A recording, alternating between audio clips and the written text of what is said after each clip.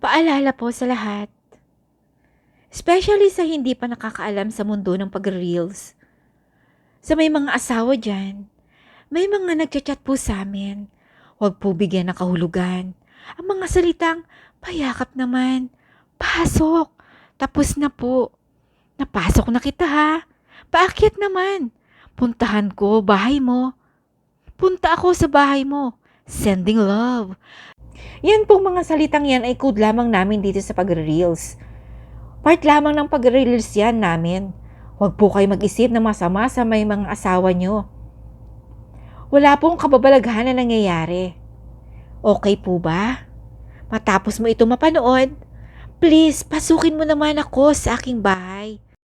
At payakap na din sa mga ka-reels. So yan ang mundo ng pag-reels, kaya't ingat. Please follow naman dyan. Payakap naman. God bless.